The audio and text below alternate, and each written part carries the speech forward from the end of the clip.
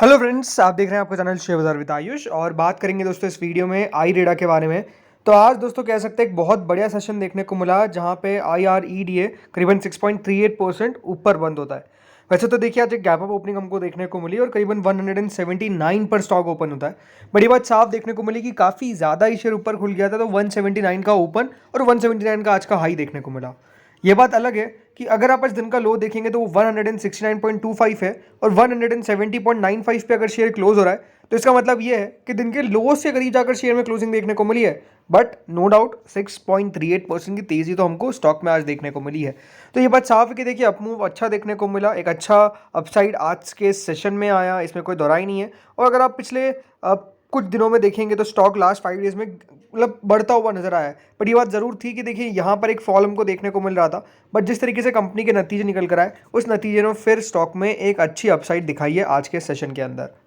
अगर मैं बात करता हूँ आज की सबसे पहले वॉल्यूम के बारे में, राइट, तो सबसे ज़्यादा जो आज वॉल्यूम हमको देखने को मिली है वो करीबन 629 लाख शेयर्स की देखने को मिली।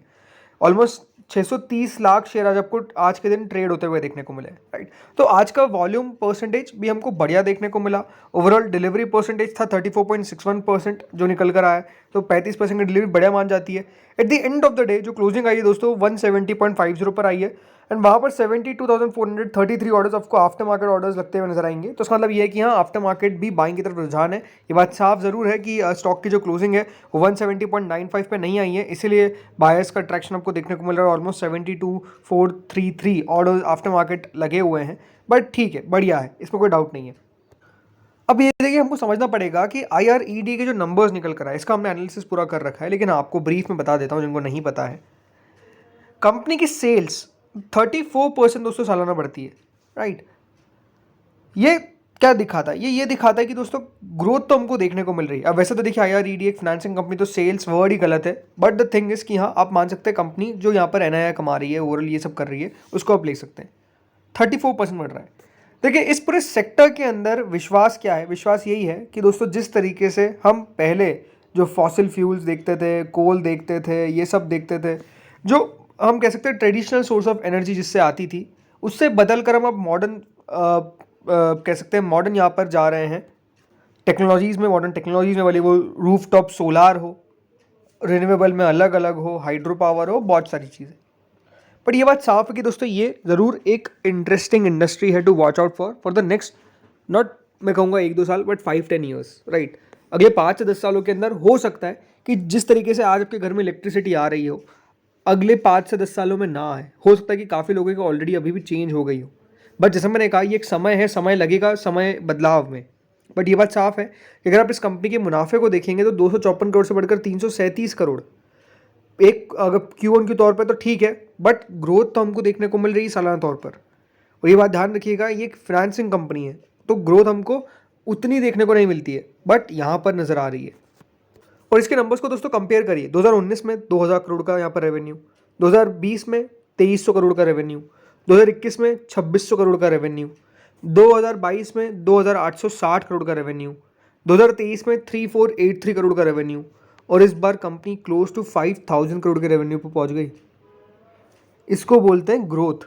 इसको बोलते हैं कि हाँ, इंडस्ट्री के अंदर जो बदलाव देखने को मिल रहे हैं उसके अंदर कंपनी का भी जो योगदान है वो अच्छा खासा है। ऐसा नहीं कि कंपनी पीछे छूट गई, कंपनी साथ साथ चल रही है। हम कह सकते हैं कंपनी अच्छी रफ्तार में चल रही है। ये सबसे बड़ी बात है। सेकंड बात क्या है? सेकंड बात है दोस्तों इनके फाइनेंसिंग मार्जिन। मार्जिन्स पे आप नज़र डालिए। कंपनी के मार्जिन 2019 में 20%, 2020 में 11%, 2021 में 22%, 2022 में 29%, 2023 में 33%, और इस बार जब कंपनी नंबर्स पेश करे 35%। देखिए एक बात तो क्या होती है, आप रेवेन्यू को बढ़ा देते हैं लेकिन मार्जिन्स पे कॉम्प्रोमाइज़ कर जाते हैं। यहाँ पर वैसा देखने को नहीं मिला। अगर रेवेन्यू बढ़ा है तो मार्जिन्स भी इंक्रीज हुए हैं, बल्कि मार्जिन्स आप कह सकते हैं ईयर ऑन ईयर बेसिस पे, मतलब अगर FY23 को FY24 से कंपेयर कर रहा हूँ तो 35% तक पहुँच गए, इससे पहले नहीं गए थे। मुनाफा ऑब्वियस ही बात है, मुनाफा भी बढ़ रहा है। जो कंपनी दोस्तों 2019 में मात्र 250 करोड़ का रेवेन्यू रिपोर्ट कर रही, सॉरी प्रॉफिट रिपोर्ट कर रही थी 250 करोड़ का, आज कंपनी कितना प्रॉफिट रिपोर्ट कर रही है? 1200 करोड़ का। 1200 करोड़ का 5 साल में आप देखिए 250 से 1200 करोड़ तक कंपनी पहुंच चुकी है। यही बात समझाने की है कि रेवेन्यू प्रॉफिट अच्छा चल रहा है। कंपनी को पिछले 5 साल में सेल्स ग्रोथ है 20% की, मुनाफे की ग्रोथ है 34% की। पिछले 3 साल में सेल्स की ग्रोथ है 23% की, मुनाफे की ग्रोथ है 53% की। TTM बेसिस पे कंपनी की सेल्स ग्रोथ है 43%, मुनाफा 45%। सो इस सारी चीज़ें देखिए बताता है कि हाँ कंपनी एक वेल पोजीशन दिखती है, और जिस तरीके से गवर्नमेंट का अपकमिंग प्लान है आई थिंक उसमें भी कंपनी फिट बैठती है, इसको भी कोई डिनाई नहीं करेगा। अब ये बात देखिए सही है कि इसके पास एक अच्छा फ़ायदा क्या है कि देखिए इसके ऊपर कोई लिमिट नहीं है, ये चाहे तो प्राइवेट कंपनी से भी काम कर सकती है और PSU कंपनी से भी काम कर सकती है। बहुत सारी कंपनीज पे होता है कि नहीं आप सिर्फ PSU, मतलब अगर PSU कंपनी हो तो आप सिर्फ PSU कंपनीज को ही लेंड कर सकते हो, इनकेस में ऐसा कोई प्रॉब्लम नहीं है, प्राइवेट कंपनीज को भी लेंड कर सकते हैं। तो ये कंपनी के पास अच्छा एडवांटेज है, अच्छा फ़ायदा है। कंपनी ने हमको ये बताया था कि जो इनकी लोन बुक है ऑलमोस्ट दोस्तों 47,514 करोड़ की है इन सितंबर 2023, और कंपनी ने ये भी कहा कि स्ट्रॉन्ग ग्रोथ देखने को मिलेगी और 30% के CAGR से ग्रो करेगी बिटवीन FY21 एंड 23। इसीलिए दोस्तों कंपनी ने जो अभी तक लोन सैंक्शन कर रखे हैं वो ऑलमोस्ट 11,001 करोड़ से बढ़कर 32,587 करोड़ आते हैं FY23 के अंदर, ये 2021 थी, राइट। तो जो सिंपल बात है वो ये कि ग्रोथ हमको अच्छी देखने को मिल रही है, और स्पेसिफिकली बाजार भी इसकी ग्रोथ पर ही हम कह सकते हैं कि यहाँ पर फोकस कर रहा है। इसीलिए जो आपको मैंने कहा कि कंपनी का प्राइवेट सेक्टर पर रुझान ज़्यादा है, इससे कंपनी को फायदा भी मिलता है कि अभी जो कंपनी का लोन बुक बायफर्केशन है उसमें प्राइवेट सेक्टर 73% कॉन्ट्रीब्यूट करता है और 27% कॉन्ट्रीब्यूट करता है पब्लिक सेक्टर। अब देखिए इसमें एक बात साफ है कि अगर प्राइवेट सेक्टर है तो नो डाउट देखिए चांसेस हैं कि हो सकता है कि दोस्तों जो कंपनी का लोन है वो वापस ना आ पाए, जो कंपनी ने दिया बेड डेट हो जाए, ये सब प्रॉब्लम्स है जो ज़रूर हमको नज़र आती है। बट द थिंग इज़ कि मार्केट अभी उसको तो नहीं देख रहा है और मार्केट इस कंपनी के ऊपर फोकस कर रहा है, ये बात तो साफ दिख रही है।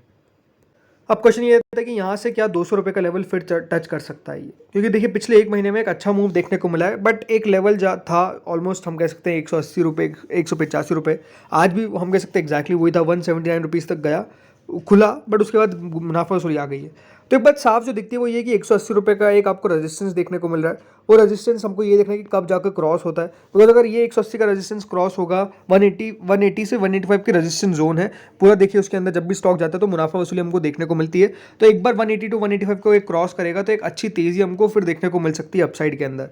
नीचे में सपोर्ट कौन सा है, नीचे में सपोर्ट जो अब साफ दिखता है वो यही है कि दोस्तों ये 150 रुपये के नीचे नहीं जाएगा, 150 रुपीज़ का लेवल है जो आई थिंक बहुत ज़्यादा क्रूशल रहेगा। अगर 150 के नीचे गया तो फिर और आपको मुनाफा वसूली इसमें हावी होती हुई नजर आएगी, क्योंकि हमने एक अच्छा अपमूव देखा, फिर एक अच्छा यहाँ पर मुनाफा वसूली देखी, और अब फिर से स्टॉक जो है वो इंक्रीज होता हुआ दिख रहा है, ये साफ नज़र आ रहा है। तो आई थिंक 180 रुपीज़ से 185 का रेजिस्टेंस जोन है, 150 रुपीज़ का सपोर्ट जोन है जिसके नीचे नहीं जाना चाहिए, बिकॉज अगर इसके नीचे स्लिप होगा तो गिरावट बढ़ती हुई नजर आएगी।